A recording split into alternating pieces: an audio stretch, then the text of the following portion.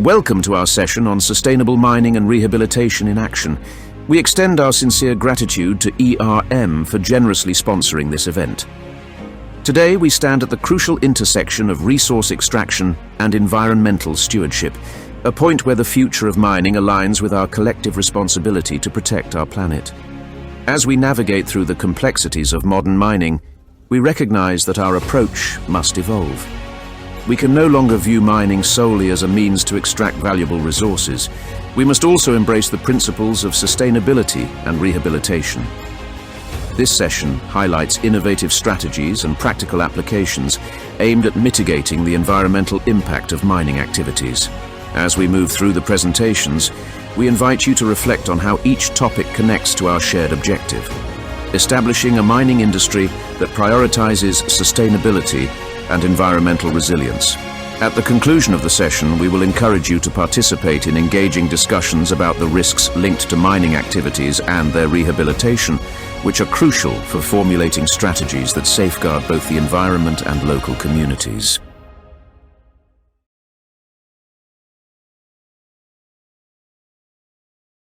Good morning.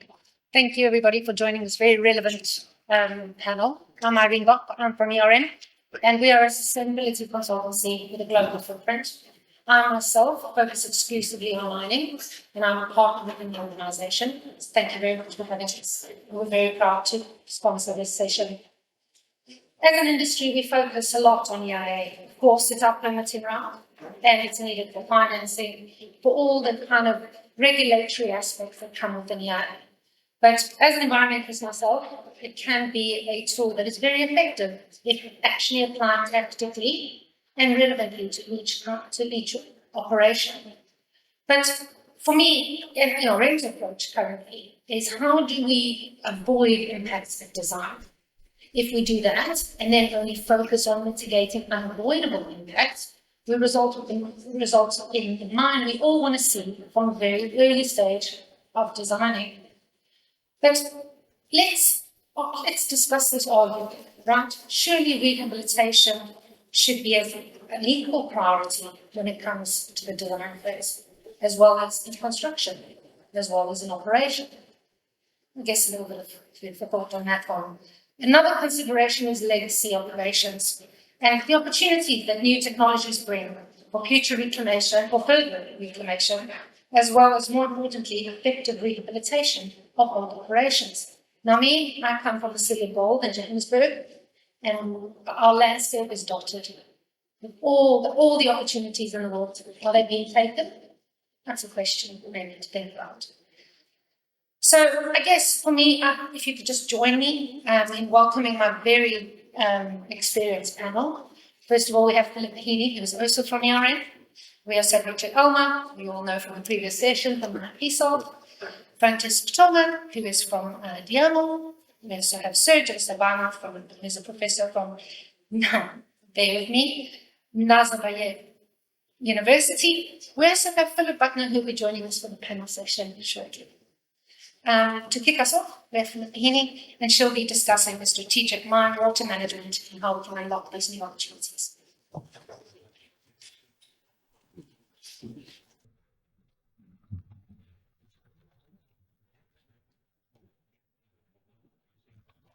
Hello, everybody. As Irene said, I'm Philippa Heaney. I'm a principal hydrogeologist with ERM, and I'm going to discuss strategic mine... Oh, can you hear me? No? Oh, I need to press... Which one? That one? Apologies, everyone. I'm Philippa Heaney. I'm a principal hydrogeologist with ERM, and I'm going to discuss strategic mine water management, how it can help unlock opportunities.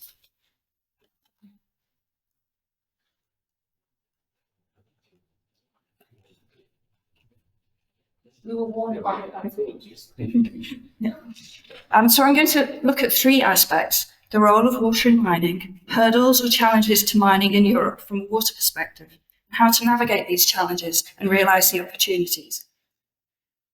So water has a diverse role in mining, including water supply for purposes such as mineral processing, dewatering and depressurization to facilitate access and create optimal and safe mining conditions, surface water management, including stormwater management, river diversions, and flood protection, the discharge of excess water from mines, and seepage into the underlying and downgrading water environment.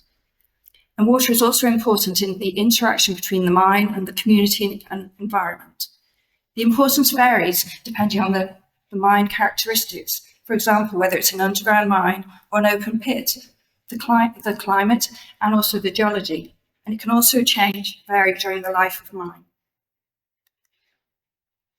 Some hurdles to mining in Europe from the water perspective include operational aspects, social license to operate, regulations, and finance. And I'm going to look into these in a little bit more detail.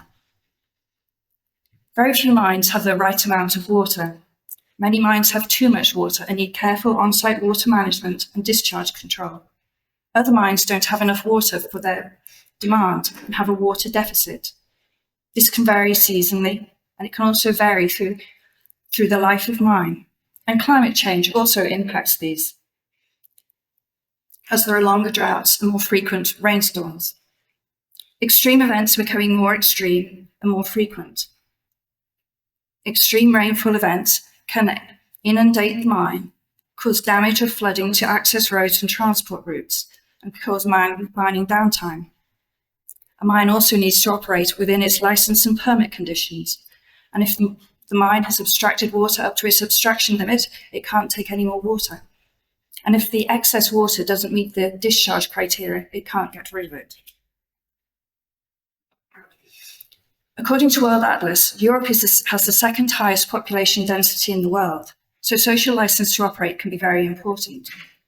We need to get away from the mindset of how much do I want and where am I going to get it, to consideration of the shared water resource. Water can also be one of the first impacts between the mine and the surrounding community, from a real or perceived impact on the water supply or stream during mineral exploration, or fear that the mine operation will impact the water environment and livelihoods. Mines need to demonstrate social responsibility, consider the shared resource, and also consider benefits that it can provide, such as providing a water supply or augmenting a stream or addressing the legacies of historic mine activities. Stakeholder engagement is very important, as negative press can impact investor confidence and impact the mine permitting.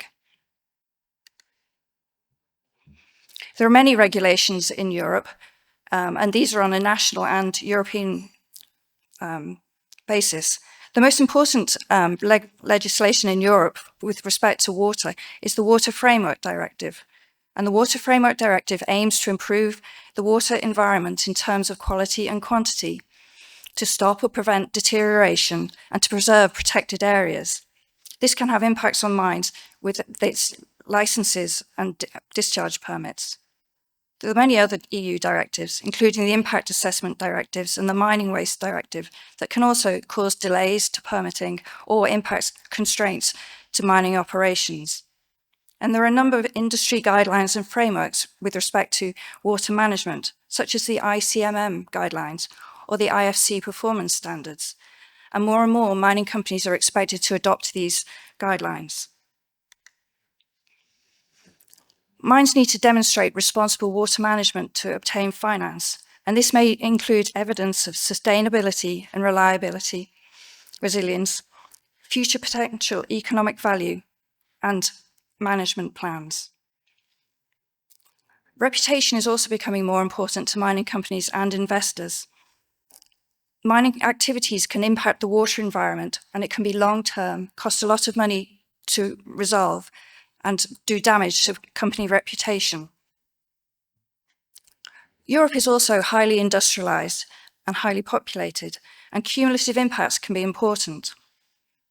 Also, many countries in Europe share boundaries with many other countries, and water doesn't respect those boundaries. Rivers can flow through many countries en route to the sea, and groundwater can exist in underlying both countries across borders. So an assessment of cumulative impact and transboundary impacts is critical. So I've looked at some of the hurdles and what are the solutions. The best solution is to start thinking about water early, develop a high-level water management framework, understand the water system, collect data, develop a water balance, and evaluate operational aspects that will improve water management. And the aim of this is to provide an effective, sustainable water management strategy. So the water management framework is a kind of high-level vision of how the mine will interact with the water environment over the life of mine. It needs to consider many things, such as the shared water resource, and adopt a holistic approach and consider the whole integrated water system. Mines need to be water stewards, not water users. You need to set goals and targets, translate these goals into actions, and develop practical roadmaps. You need to think about the mine as being dynamic and flexible so that you can adapt during the life of mine and embed resilience into the mine. Understanding the water system that the mine is in is really important. You need to define the water resources, surface water and groundwater, and evaluate them in terms of quality and quantity. You need to identify stakeholders, such as water users and water-dependent ecosystems. You need to assess the mine requirements, how much water they may need, the water demand, how much water they may want to discharge, and how much water will infiltrate into the underlying and downgradient water environment, and how these will vary over the life of mine. You need to evaluate what water resources may impact the mine and what water resources the mine could impact as well. And you need to think about the water system and what it will look like on mine closure. The aim of this is to identify risks so that you can mitigate them.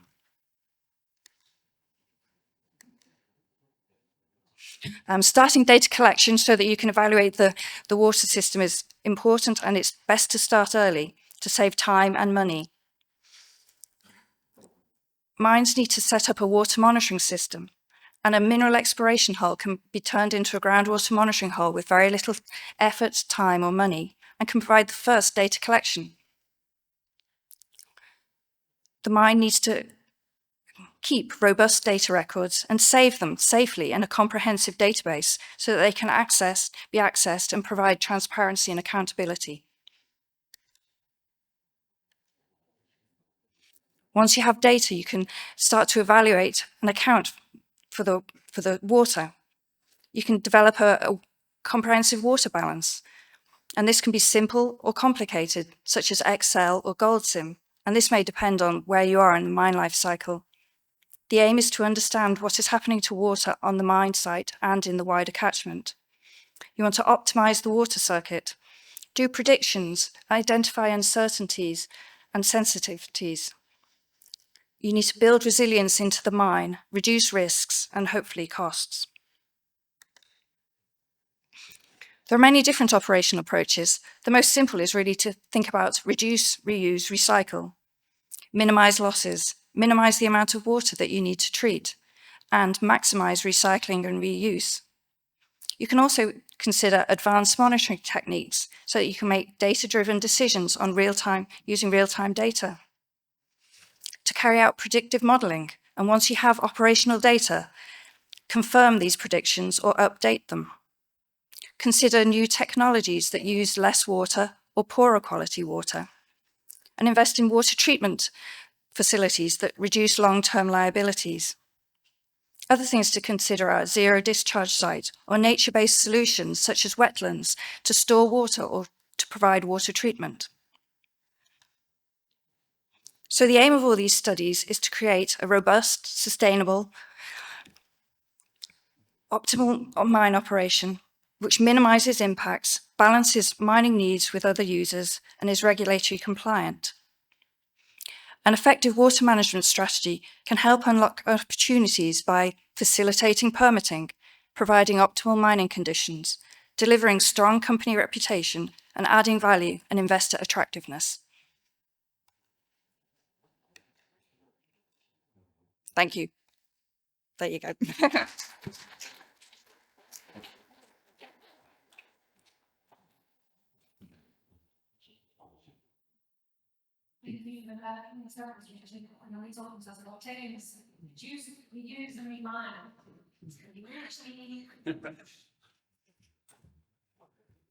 Okay, thank you, Philippa. I was glad you used the reduce, reuse, recycle name, because this is, oh, but the title's changed on the slide. It's supposed to be reduce, reuse, remine. Don't know what happened on that. Never mind. So there'll be a quick 9 piece old introduction, which I'll skip over, and an introduction to the reason why we're looking at reducing tailings production, ways of reducing the amount of tailings that we're producing, and then start looking at opportunities for reuse, and then the ultimate opportunity, which is the remining of tailings. That's just what it skipped over me. That was just a quick plug for Night Piece Old. That's our London team.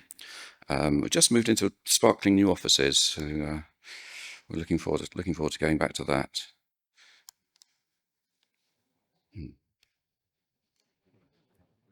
Okay, that's me. You need to know about me. I'll get to the interesting bits in a second. But I've been doing this for 35 years apparently, and I still can't operate a clicker.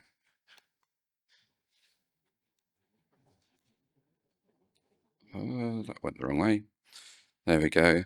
Oh, I will pause on that one. I like showing that map because it echoes. I think it was Alexi yesterday that had a map of ore bodies around the world. That's just the project that Night Piece Old in London has worked along worldwide.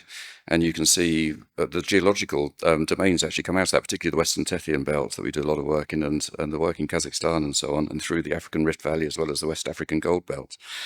But what I really want to get into, there we go. So it's a bit of a tailings 101 to begin with. Wasn't sure who the audience was going to be on this, but obviously essentially tailings and mine waste are the result of the processing of the ore extracted during mining. That can be in the form, as Philip was mentioning earlier, of formal tailings, but it's also slag and leached ore is also the form of mine waste. So I will. So it can be deposited various moisture contents. Conventionally, it's at very high moisture contents, and you end up with large tailings facilities filled with slurry contained within embankments. Thank you very much. I'll try that. I'll just do a quick check on that one, see if that's going to work better. Yeah, thank you. So conventional tailings slurry, increasing amounts of thicken reduces the amount of water that's on the facility, all the way through to filtered tailings, which removes 80–85% of the water, and you're left with a material that you can construct an embankment with, commonly known as a dry stack. Don't like the terms. It's still got water in it, still susceptible to liquefaction. So that's what reduces the risk of failure. So yeah, as I mentioned, there is a shift towards reducing the amount of water within tailings to reduce the risk. Problem is that we're still left with a lot of legacy tailings facilities which contain a significant amount of mineral within those facilities, which should be seen as an asset rather than just a liability. So typically, copper tailings, there'll be amounts of gold and molybdenum in. Tin tailings often contain tungsten. We're seeing rare earth elements in many different tailings types. And even legacy gold tailings often still contain economically viable amounts of gold that can be reprocessed with more efficient technology that's been developed since the time when the tailings facility was first formed. it's critically important that you get your tailings management right. This isn't really a presentation about safe tailings management. I could talk to you about the global industry standard on tailings management that was born of the disasters that we saw in Brazil, first of all in Samarco in 2015, Brumadinho 2019, Jagersfontein 2022, lots of other examples. And we need to address the threats of tailings spillages, which is where the ICMM stepped in and developed a series of practice manuals, which culminated in the GISTM standards. So, strategies to minimise those risks and promote sustainable mining. First is to reduce the amount of tailings that are produced. I'll come on to a little bit more detail about that. Secondly is finding alternative uses for the tailings. And thirdly, the remining of the tailings to gain any value that remains within them. I was doing really well then. There we go. So I'll move over that one as well. So one of the things I really like is I want to do myself out of the job, really. It would be great if there were hardly any tailings ever produced. Not going to happen in the near future. One of the key things that Dominic was talking about yesterday, advanced geometallurgy. So really understanding the ore that you're mining, and particularly getting the resource model correct, so that when mining, particularly on open pit mines, that you're only sending ore to the processing plant, minimizing the dilution with the waste. There are lots of really exciting technologies that can be used to mark where the ore is electronically with electronic marker. It's sealed in plastic balls that go into the drill holes, and that delineates where the ore is when the blast happens. So understanding the ore body is key. Something obviously coming on to what Andy was talking about earlier is ore sorting. That can I think Andy even having some more encouraging numbers of terms of efficiency, but at least 5 to 20% reduction of material that goes through the plant can have a significant impact on the amount of tailings that are produced at the end. Basically, process your ore, not your waste. That's the answer. So.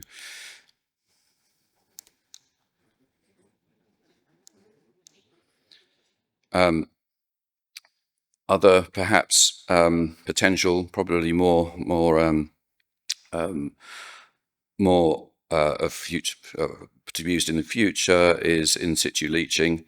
I know that looking at nickel in situ leaching, obviously lithium is very much one of those areas, but I don't think we're getting to the point where all ore can be leached in situ. We'll see. Reuse. Onto the reuse section. Often asked, what can I do with my tailings, rather than just put them in a big tailings dam? There are lots of things you could do with it in terms of using it in the construction industry, but there are some particular barriers for that. You need to have a market and you need to be close to a market.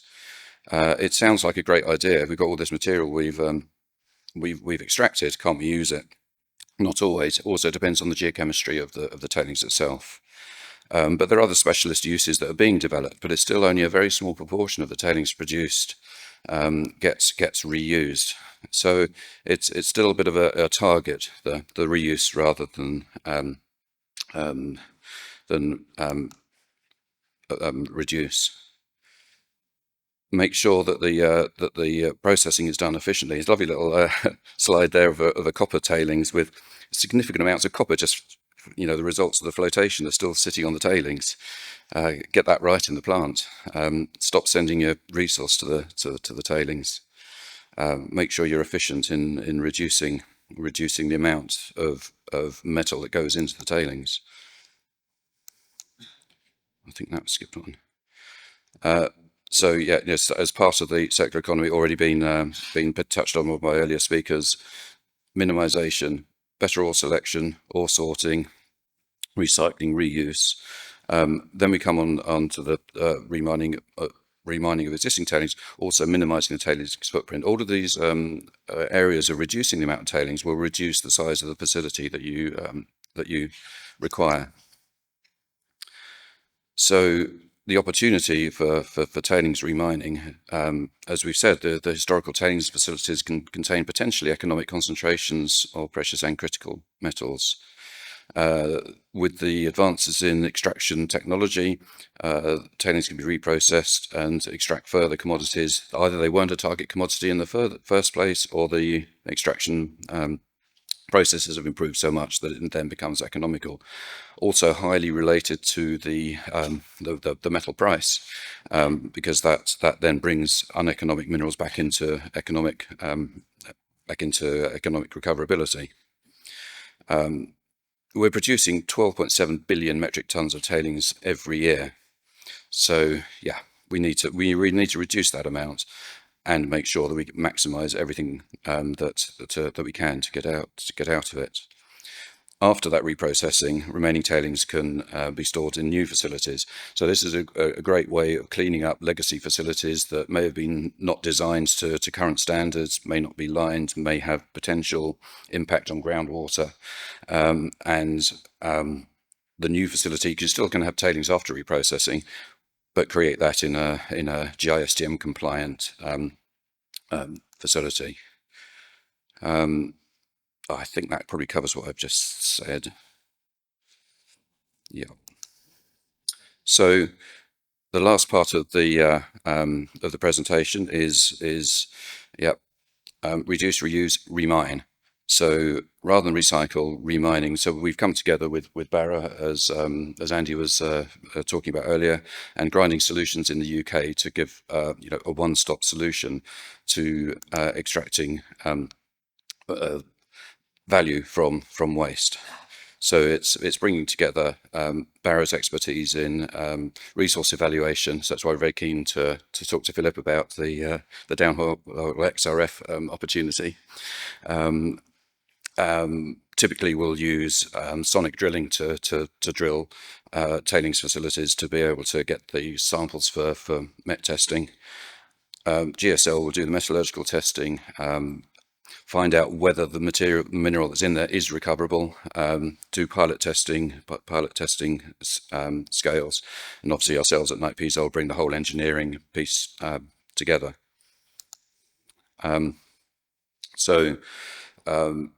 It will improve the overall ground condition of the historical waste dumps. It adds value to the local environment. It increases societal value, and the remining isn't easy. It's easy to say we'll remine it, but the staging, the scheduling of that remining process is a difficult engineering effort. But there are potential profits at the end of it. So the approach is looking at the geological and resource evaluation. Speak to Galen wherever he is. Oh, there he is at the back there. About the resource evaluation of a anthropogenically mined deposit. No, anthropogenically created deposit, and how we measure those resources, and producing a 3D model of as a resource. We'll make sure that the new waste facility is conforming to all relevant standards. Other members of the team will be looking at the GSL, looking at the metallurgical characterization and doing the test work. Do the equipment sizing and upscaling of the pilot plants upscaling lab scale to pilot scale testing on bulk samples, and deciding what the best way of remining is, whether it's hydraulic mining, truck and shovel, and so on. So that is, I think, all I have to say. So thank you very much for your attention.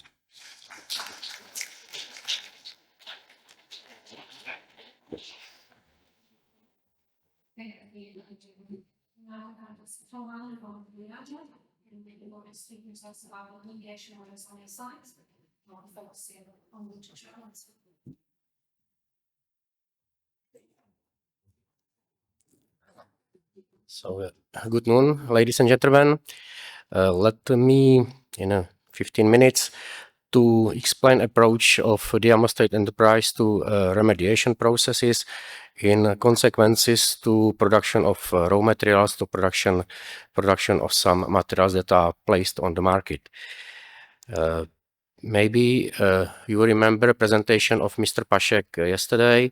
He described the history of state enterprise Diamo. It was mainly uranium minery in the past, but after termination of mines in Czech Republic, remediation activity was placed to this company, and now you can see on the map we have activity spread on all area of the Czech Republic, and we have activity in remediation processes and decommissioning and land reclamation processes after uranium mining, metal mining, lignite open pits are in our asset, and coal mining in Ostrava region, for example. So it's a great range of activity, and we have also a great amount of objects after mining. It's more than 15,000 objects that we have to care about. We have also about 500 rock piles, waste rock piles, 28 tailing ponds, and 28 water treatment stations. We believe that remediation and reclamation shouldn't be only the final step of mining, but it's the chance for the next development of the site, and this is the chance to get some important things from tailings, for example, or from waste rock from waste rocks, and we try to investigate. We try to research these possibilities.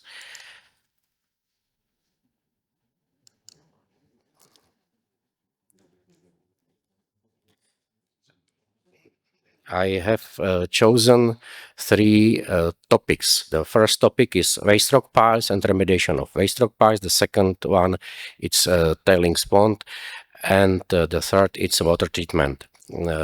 Waste rock piles, this is the source of raw material, mainly in uranium mining. In past, our activity was focused only on uranium. We extract from the ore only uranium, and all other parts were deposited on the waste rock piles or in tailings ponds. Now we want to return back to these sources and reprocess waste rock and also tailings. We are able to sort uranium material from waste rock, heavy minerals, and produce for yellow cake from uranium minerals.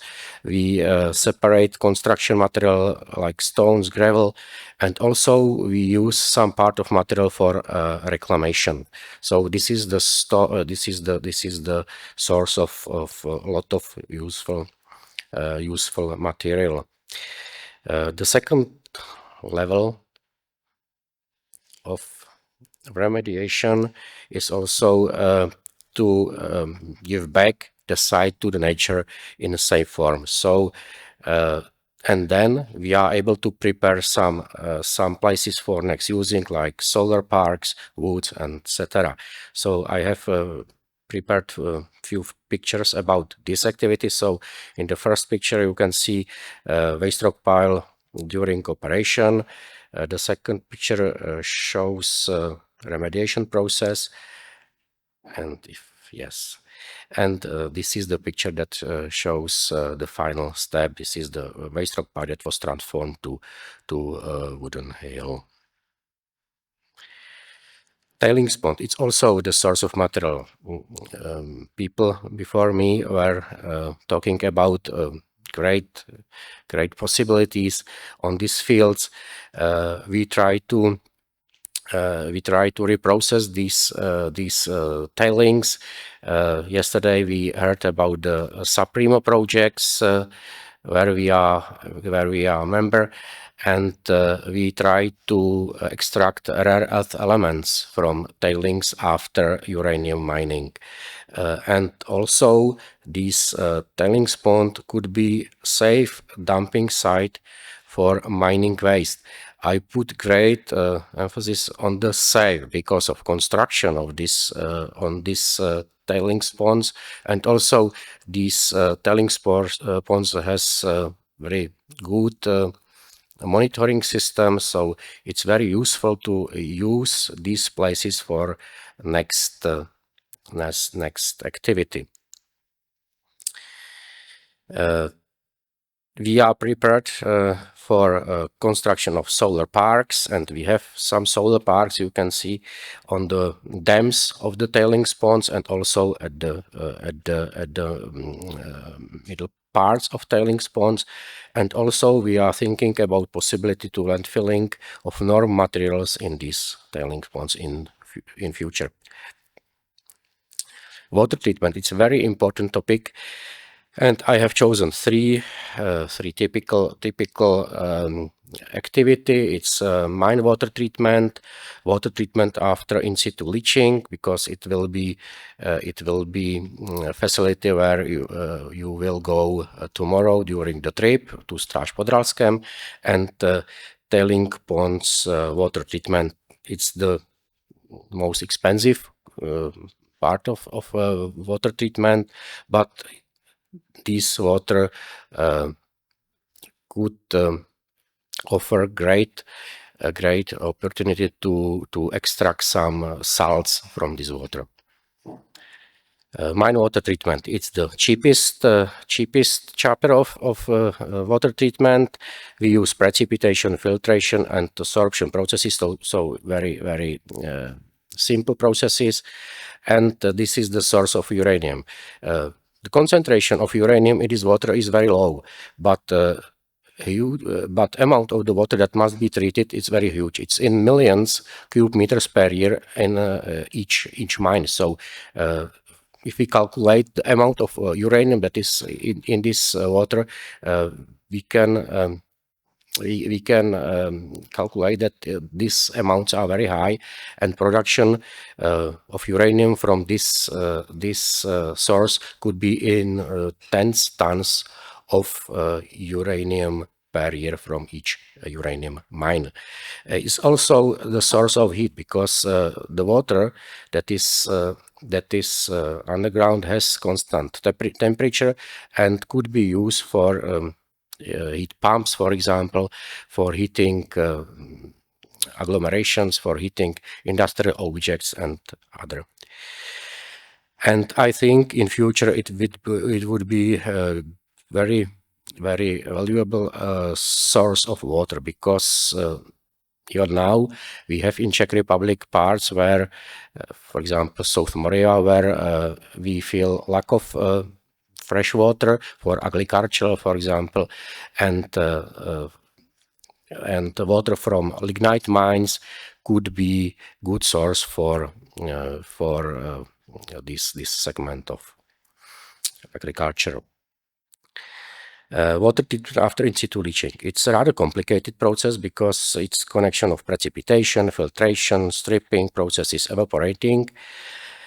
It's also uranium source of uranium, so we are able to produce yellow cake from this water.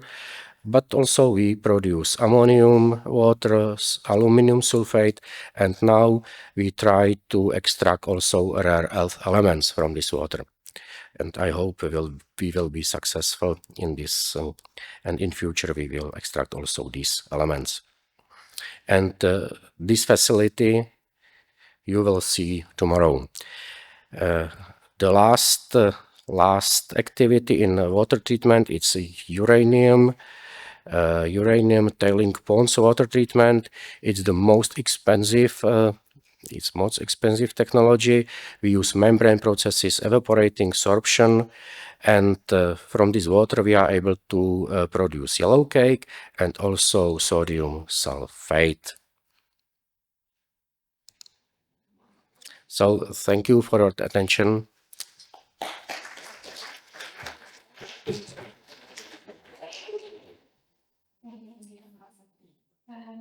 Next up, we have Sergey from University talking about risk assessment of sustainable mining and rehabilitation. Thanks, Irene, for the introduction. Good afternoon to everybody. So first of all, I would like to express my great thanks for the organizers for this magnificent event in this great place and for the opportunity to give a talk about this risk assessment of sustainable mining and rehabilitation. Just a few words where I come from.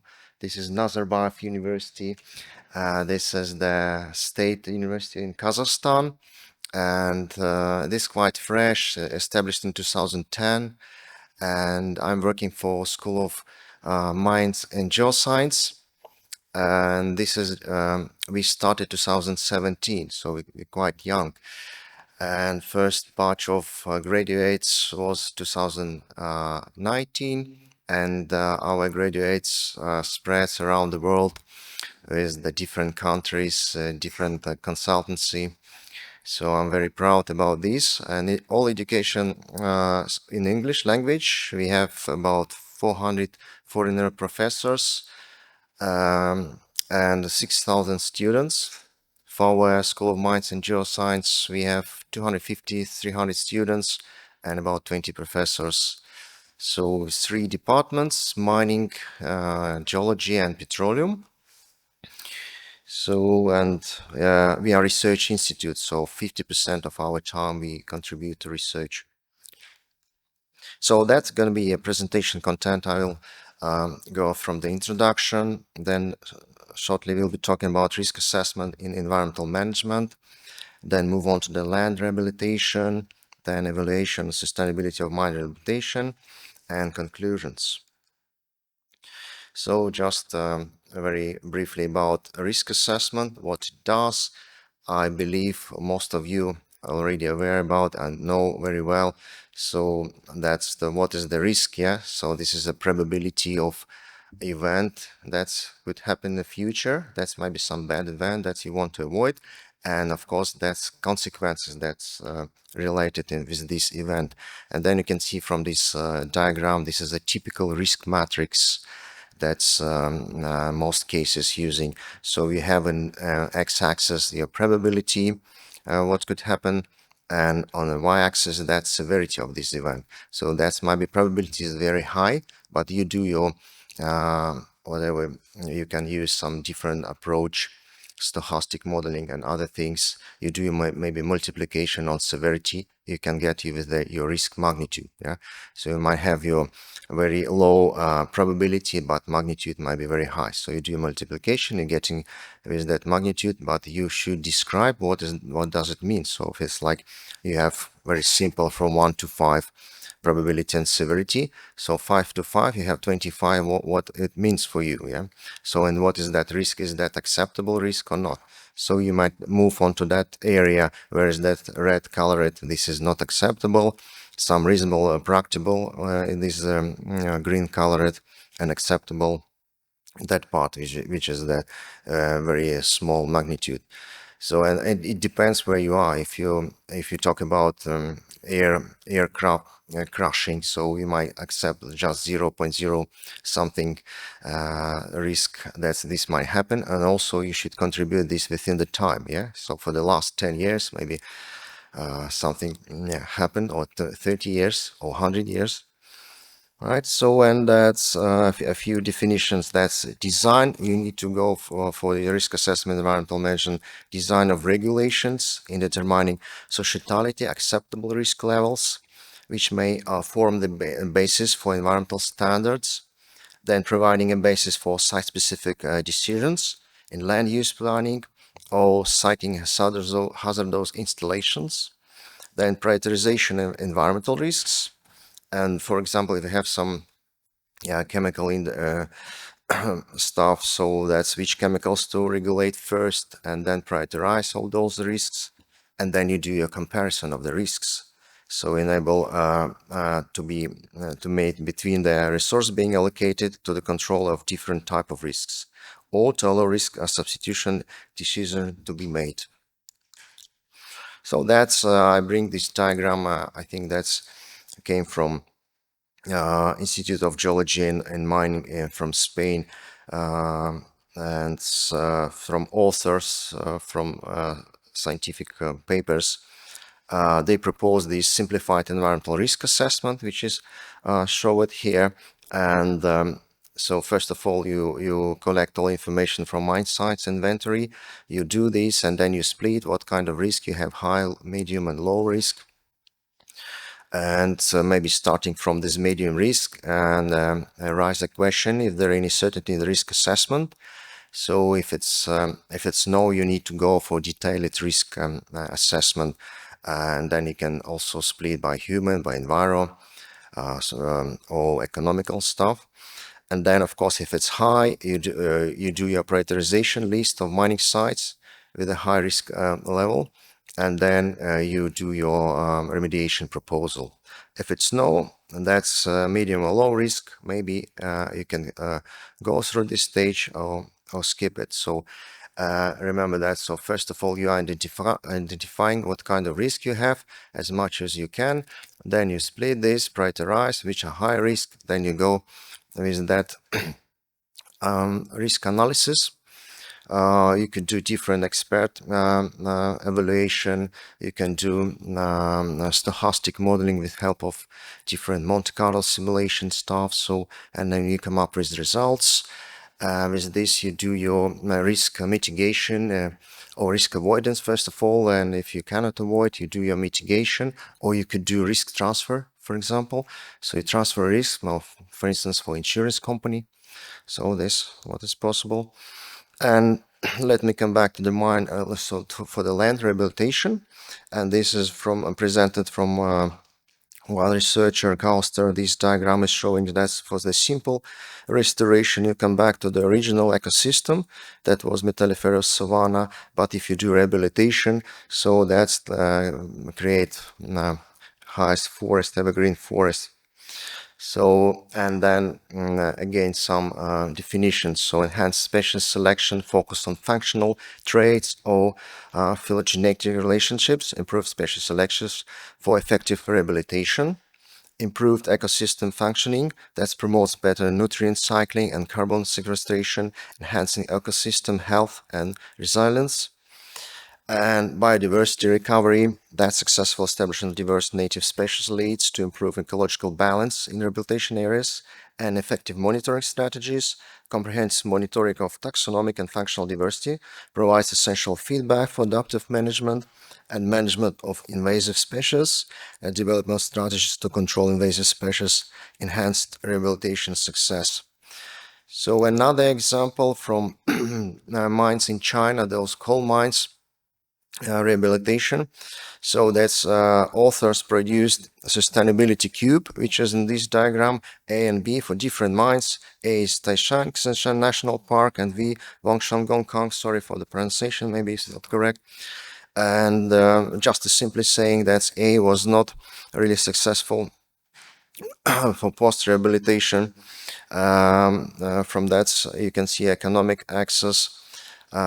So it's basically evaluated by three axes: economic, social, and environmental, right? So pre-rehabilitation and post-rehabilitation. So economic access is dropped for A case, right? So, and for B case, you see the economic is improved, right? And that's just a comparison between two cases. For the first A, that was a drop with that economic. For the B case, it was improved overall cube. So they estimated by some indexes, right? So each contribute from economic, social, environmental. So gives you the bigger the cube. So more influence.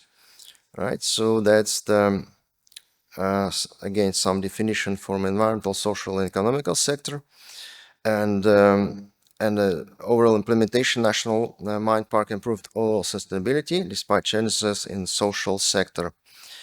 So those are some pictures from that coal mine transformed into the botanical garden.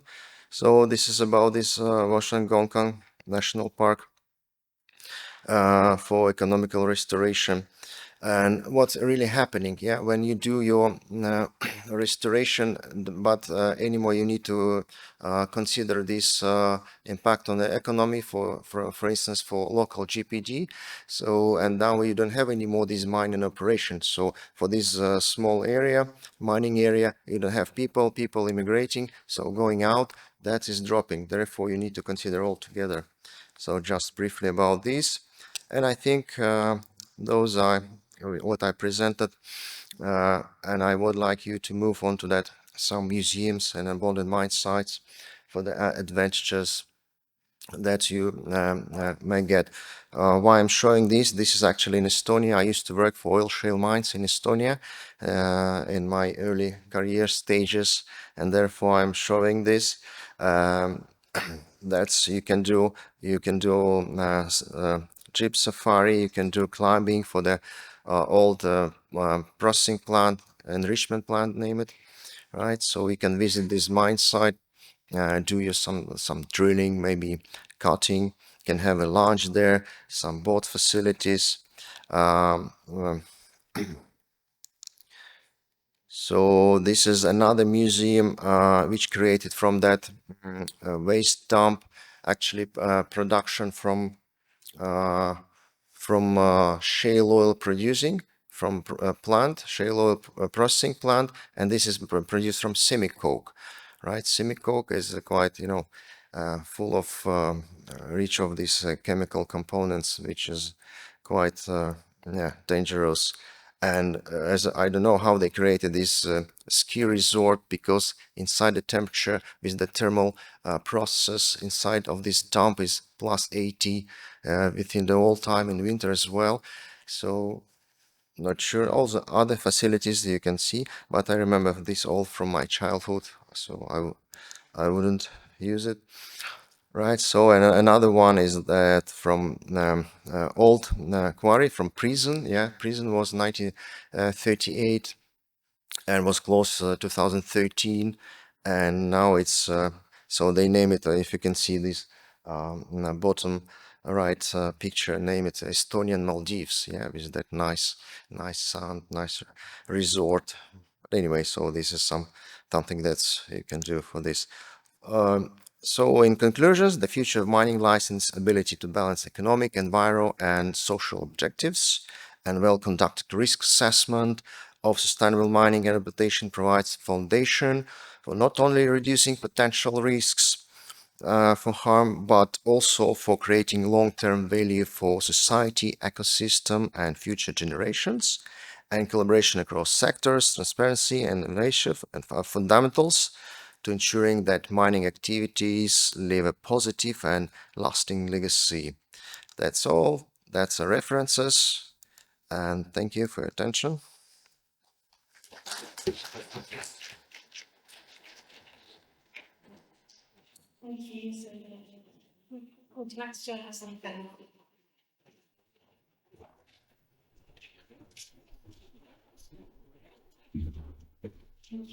I think I'm the start of you. Oh, Only because we can give the rest of the panel a bit of a rest, considering you've spoken. So I guess, can you fill us in on what your vision is of what future mining will be?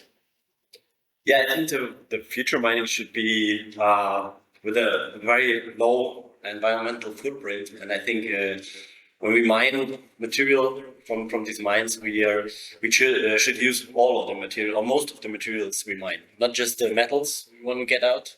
We also need to think about, in the beginning, in the planning phase already, about other minerals and where we can use them.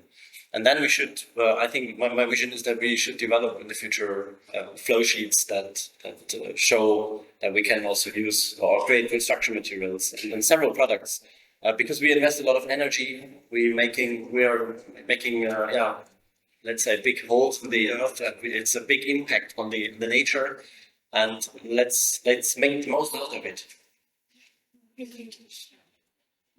Okay, but now maybe we can just elaborate a bit on that. Do you see steps that could lead to that?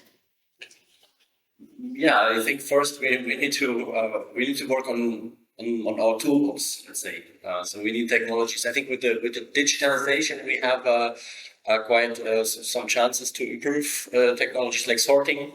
We heard about sorting a few times today. Sensor-based sorting. We can use artificial intelligence. We need more sensors. We need the processes need to be mapped, and we need to exactly know where the material goes and how it looks like. So we need to have a good geometallurgy. This is also a key, I think, key activities for the future to improve that, to implement it in the mining sector. Thank you. So, Philippa, how much focus do you actually think there is on mining topic? Well, I think there are two aspects. I think that water is becoming more important. Water stress is more important, and I think people are thinking a lot more about water. And realistically, mines don't have a very good reputation with respect to water. They're seen as being water users, not water stewards. So I think there's definitely an increased emphasis on looking how mines are managing their water. And I think, from the mining perspective, they really need to evaluate their water system, and collect data so that they can be transparent and accountable and show what they're doing with their water management. And I think that's really important for the focus on water. I mean, being in mining for 18 years myself, I always think mining and water. Right, the biggest risk, biggest issue in impact assessment is water. Right, it's always going to be. But I guess it's how we ensure that everybody around the mine is as well informed as possible. Right, it's all about transparency. It's all about the collaboration of other industries as well, because sometimes in cumulative impacts we only look at other mines and what future mines there's going to be. What about everybody else? Like you say, who's going to use it? So it's really, I think it's always going to be a critical issue. But for me, how do you think climate change will influence that, and how we manage it? Well, climate change will probably, it makes things more extreme. You'll have the longer droughts, you'll have the more extreme rainfall events. And I mean, that's also, people are going to focus a lot more on water based on that. The mines really have to become dynamic and flexible so that they can adapt to the changing climate. But then again, it goes down to communication, right? Because we've also got people who don't believe in climate change. If we're looking at people around mines, so already we have the negative perception. Yeah. And then we now have to also educate in these extreme events, right? And as I said, collecting data is really important so that you can actually show what is happening. Yeah, and I think you also said in your presentation it's really important to start early, because the bigger our data set. And yesterday we had a session and it was all about the importance of data.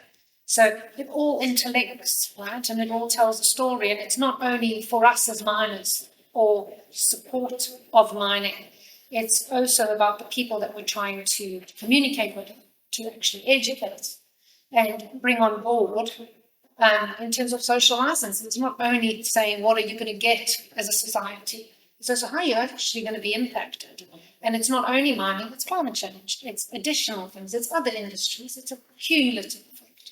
So I think that's quite a crucial point. So Richard, what do you think, going back to the tailings, right? What do you think our biggest barriers are? Well, in terms of reprocessing, there are lots of barriers. I guess the most significant one is determining whether there is actually value in that waste pile. Is it economically viable to remine?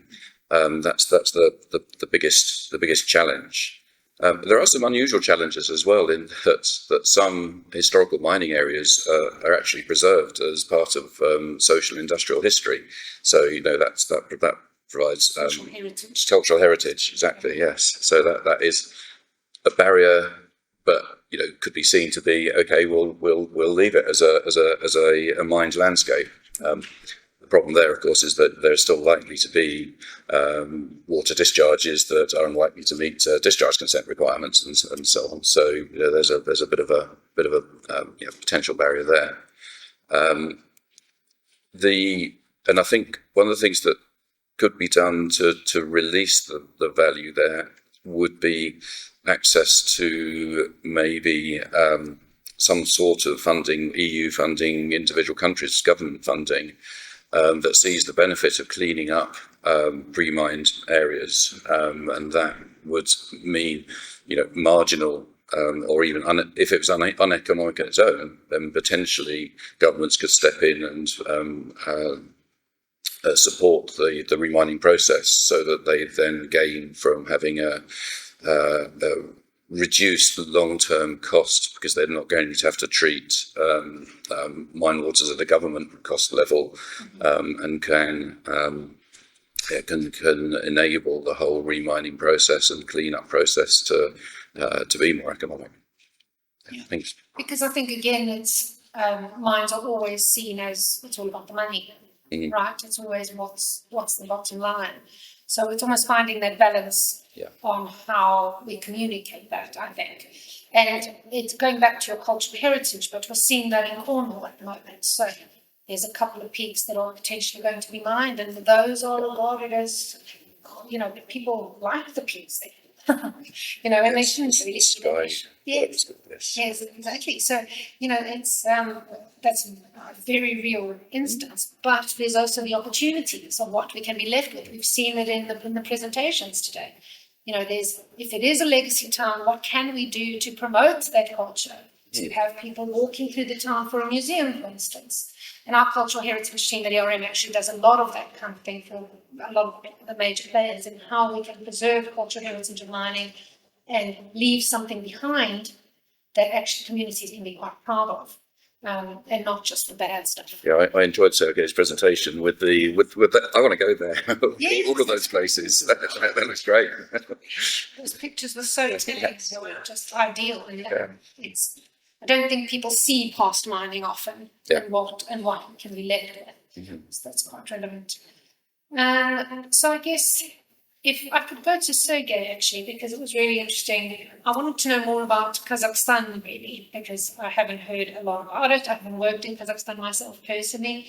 So if you could talk us through a few procedures and guidelines on mine rehabilitation in Kazakhstan. Yes, definitely. So basically, Just move forward. Basically, nothing wrong with Kazakhstan, and Kazakhstan is moving with the same regulations as around the world.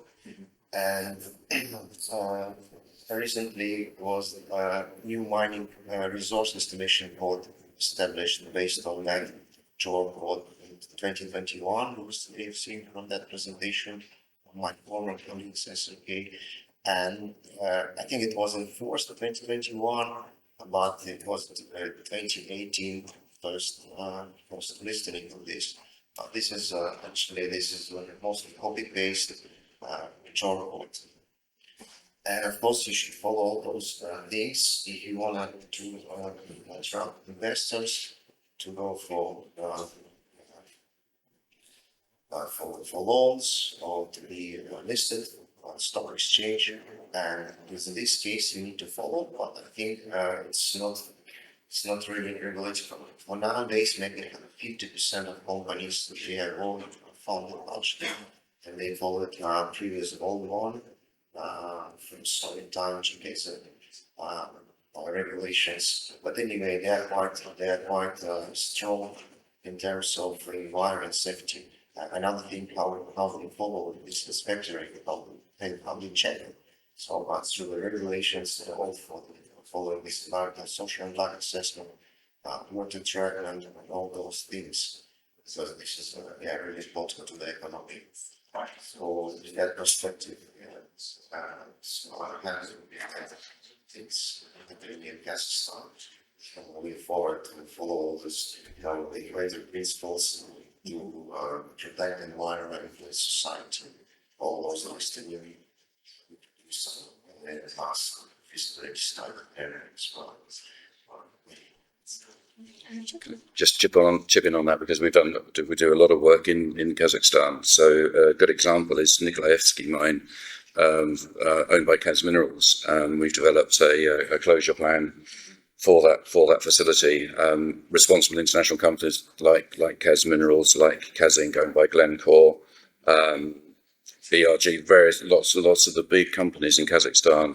They understand the need for safe mine closure.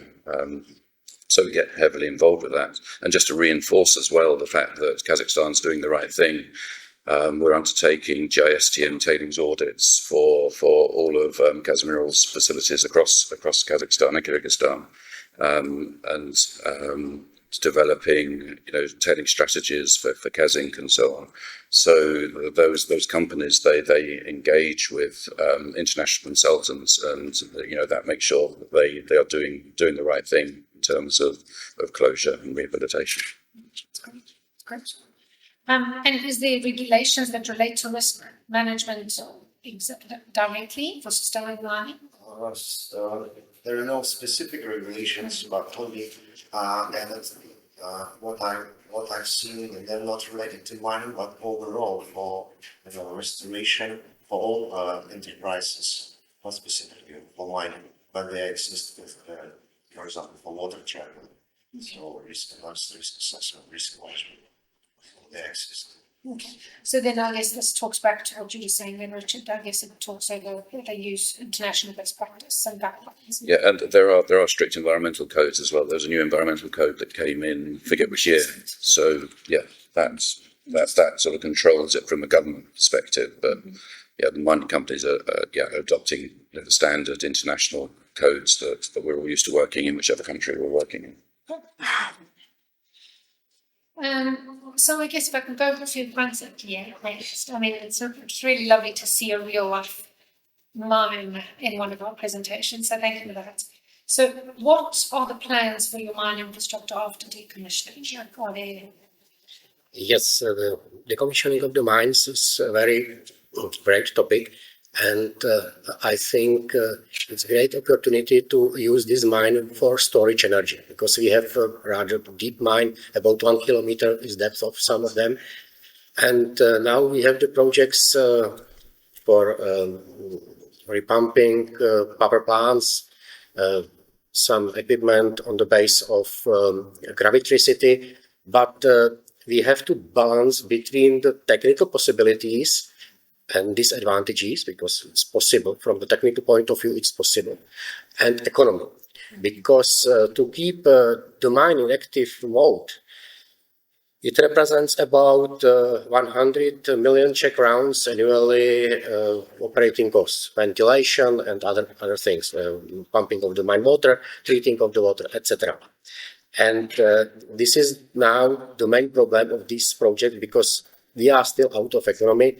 We are in red numbers, and we will have to improve this kind of the problem. So we will make operation of this storage of energy more economical. Okay. And what do you see your surface sites being used for? Pardon? What do you see your surface places?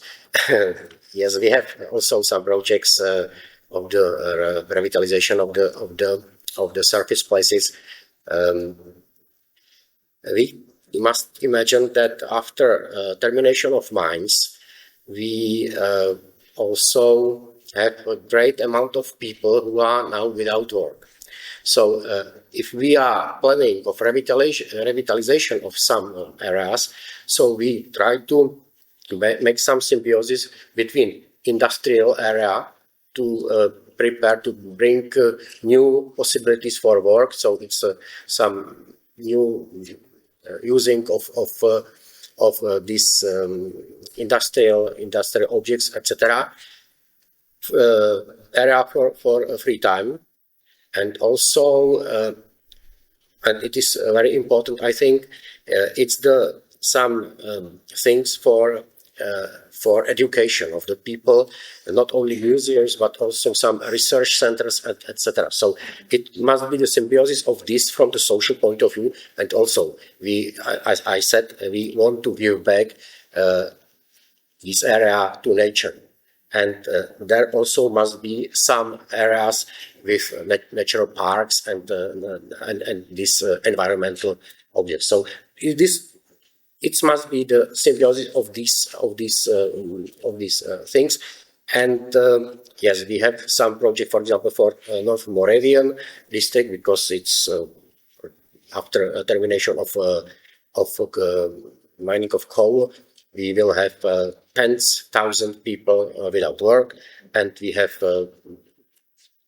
100 square kilometers of the area for revitalization. So these projects are rather huge, and we live in Czech Republic where there is a high density of the inhabitants. So we have to incorporate this area into the territory of Czech Republic in good.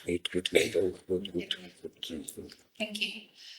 I have a couple of general questions, really, and feel free for you guys to jump in here. But we've spoken a lot about reclamation, getting reclaimed products into the market, things like that. So, I mean, do we see problems with that? Do we see barriers, speed bumps? How do we want to what are the type of things we can foresee? Because someone said something quite striking to us yesterday on one of the panels that said, let's not talk about waste, let's talk about products.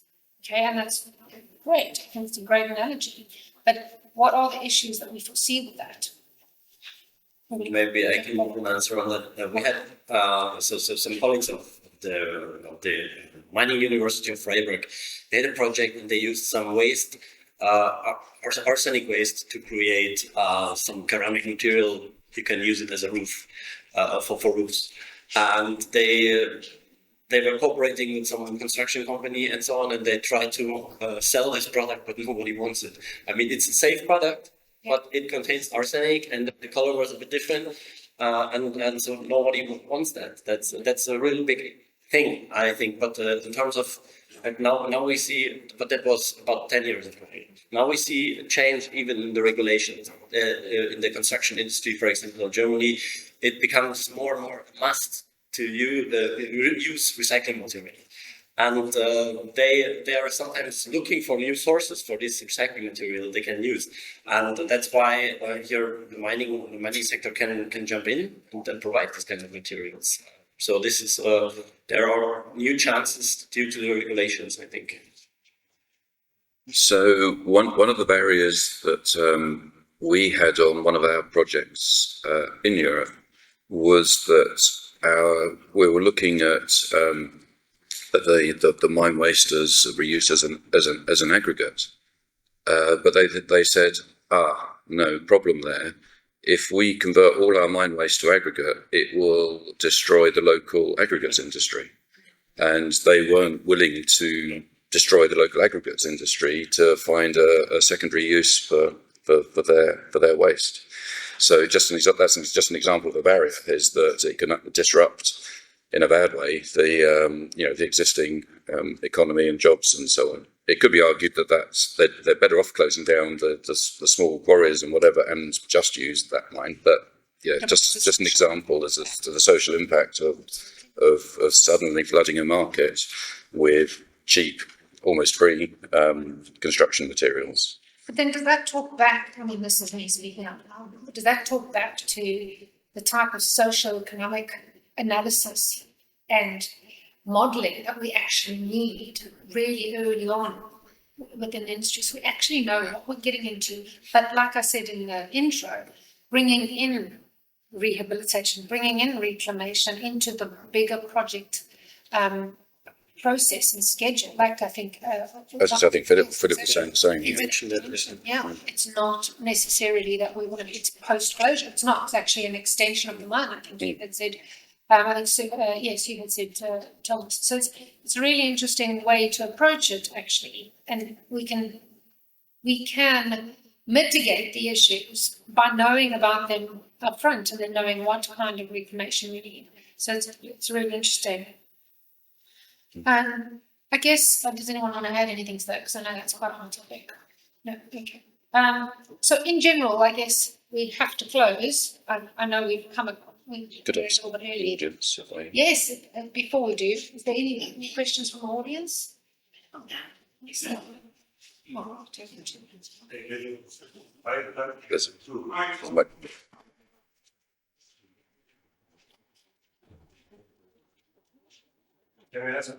Yes, please go ahead. Those conference investigating regarding your risk assessment. My question concerns, are you considering the methodological risk methodology?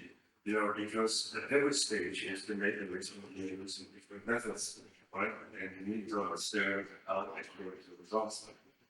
So, are you considering the influence of methodology applied?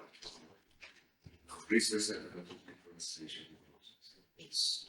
Thank you very much for the question. Yeah, definitely. This should be done from the beginning. We should assess all the technologies and different scenarios or methods you can use, for instance, for processing, and then you can understand what type of rehabilitation you can apply.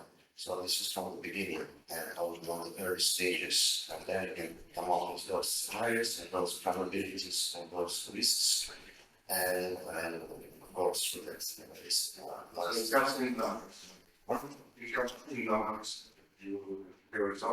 Yes, that's possible to do really from an economical perspective. You can get NPV numbers, also, and not just like percentages.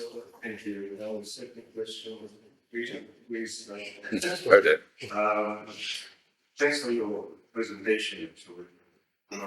Regarding the methodology, the approach you apply for failures estimation, is it applicable for the low-grade stockpiles and the waste? Yes. Are there any physical limitations? I mean, like loss size, Yeah. So, we are looking at waste rock dumps as well.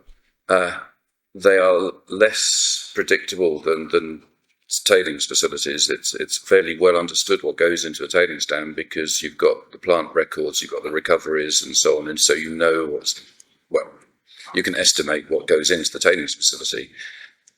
The waste rock dump, that's challenging. There are some mines that will have stored their waste rock with a view to potentially future mining by having potentially low grade or marginal grade material in one location or another. Actually sampling the dumps, that's much more challenging because drilling through boulder sizes to gravel size to fine sizes is as you realise, is very difficult. We'd have to look to see what drilling methods would be suitable to do that and to try and get representative samples. It is very challenging. I think looking back at the original geological model, the block model, if it depends how old the deposit, if there are records of, so you can make some sort of estimation. If there's records of where it came from in the pit, then there's a chance of being able to make that sort of estimation. In terms of direct sampling, just standard drilling and sampling, look at the results, see if there are any patterns. It's not easy though, because yes, it is highly variable. So no quick answer, I'm afraid. Okay. So can I add here something? I think for the if you sample tailings, it's also not that easy because you have we found out in several studies we did and several drill campaigns that there is it's anthropogenic resource body. Yeah. It's not made by the nature; it's made by the humans. And you have when you have this changing discharging points during the operation of the tailing facility. Yep. You have a density separation. When close to the spill-off point, you have a sedimentation of the larger, heavier particles, and more in the middle of these lakes, you have the finer particles. So when you sample, when you go for one drill hole first, you have to make sure that you not drill just in the fines, because when you drill the fines, you can see huge amount of left valuable metals. Yes. And then you think, okay, I have a treasury. But then you look to the other particle sizes and the other densities closer to the dam maybe, and you have a surprise. And we also think it's maybe not so suitable. We also tried this with this box model things, but we are my colleagues developed new algorithms that respect this layering. And with regards to the old spill-off points and so on, so it's a bit tricky to have a good resource estimation and a realistic one. You also need to think about the limits of, let's say, of your flotation or processing technology, because they have limits below 20 microns. Might have a problem to extract valuable metals, so you need to consider that. That's what we call realistic resource potential models, and I've wrote a paper about this. So if you're interested, check on Google Scholar or something. But we are develop that further with new algorithms to be more realistic and predict more realistic. Yeah, couldn't agree more. Absolutely. I think we had another question.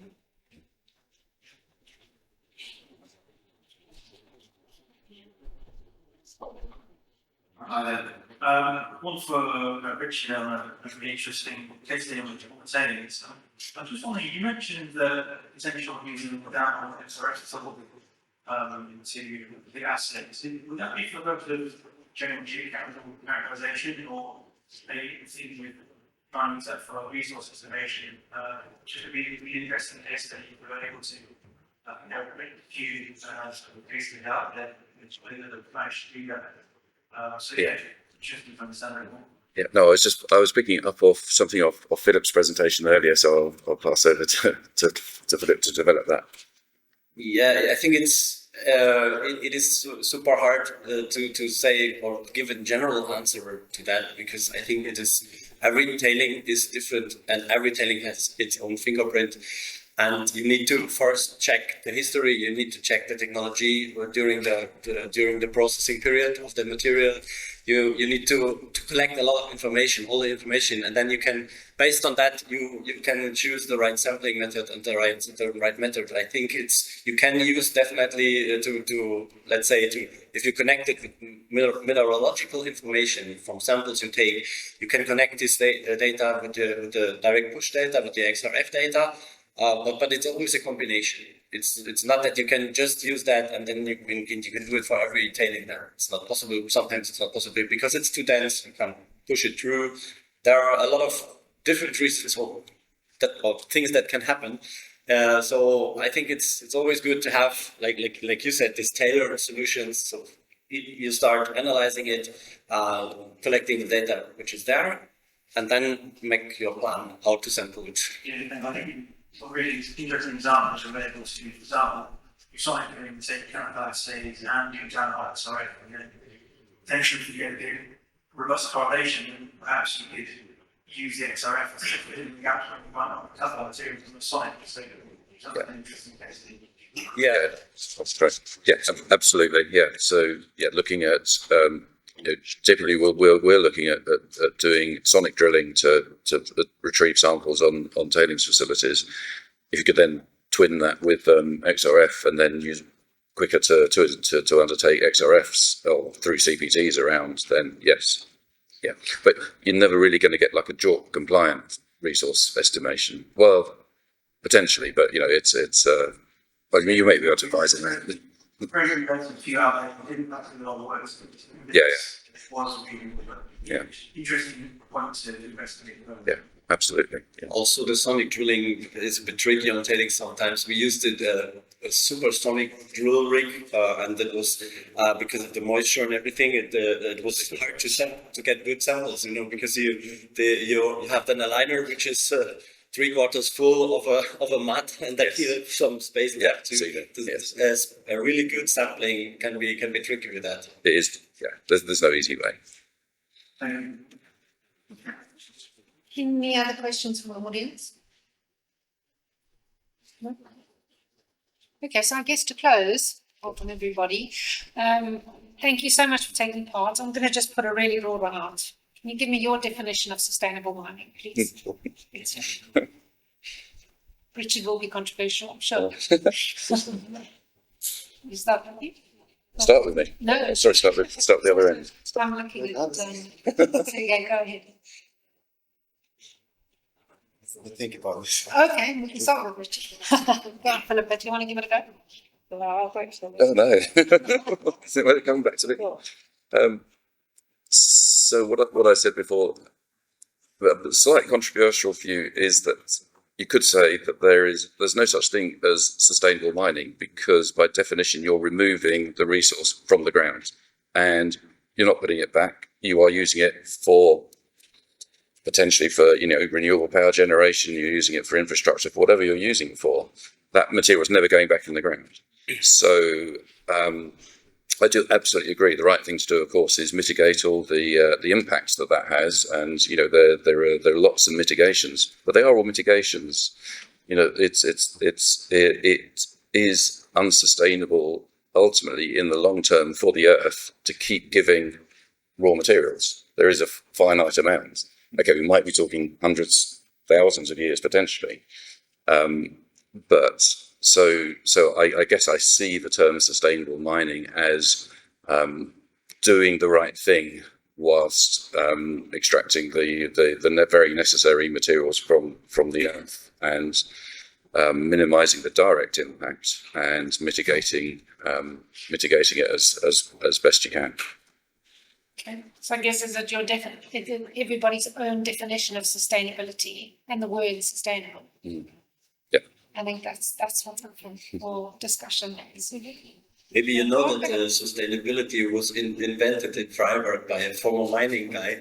That's what they say in the city of Freiburg, because the mining used a lot of wood in former times. So they burned wood, they used it for fire setting and for processing and so on. And then there was a day then they cut all the trees off. And then the mining authority guy, the highest guy, said, no, it can't be like that, because then we can't mine anymore, because we have no trees, we can't process it. And so he said, okay, if you cut the trees, you also have to plant new trees. And so it started this term of sustainability. This guy his name was Karlovitz, who was a former mining authority. You can read about him on Wikipedia, I think. But people say that he is the inventor of this sustainability thinking, and this comes from the mining originally. It's just an interesting story. Beginning of offsetting. Yeah. Yeah. Anybody else would like to contribute? Yes, this is absolutely true. It was created, now we should follow it. And then we come on this combination: society, environment, economy, of course. The leaders for the economy, they want to earn money, but the money creates a lot of working places, you create museums, so people just spending their money, someone get rich, but society is not maybe very happy, so this is not a good balance. And other things, this reminds me of the rehabilitation stuff that was I participated in one conference and name it. It was in Estonia. I just to translate this. Mining is improving the land, and yes, for Estonia it was very depending on what type of commodity you have. Oil shale is very simple, so you do your material handling overburden. This is limestone. It was in the wetland. Too many species there. But after mining, they would handle this rock limestone with some trees, and that was quite big birches and pines. Like after 20 years, 20 meters, 25 meters, and all those animals come to that forest, which is good for animals. But people are happy with this, not coming there again, come back, or they just come to other countries to work as much. That's my feeling. Okay. Anybody else? So so I think we should maybe be moving away from sustainable mining then, after what Richard is saying, and maybe it's responsible mining, taking ownership. Responsible is the word there. Responsible mining, and I think starting off early, data gathering early, understanding what the overall impact is going to be at the very end as early as possible, and making sure that we avoid impacts as opposed to mitigate them as early as possible is the way of the future. And onwards to responsible miners. So thank you, everybody, and enjoy your lunch. And feel free to chat to any of us if you want.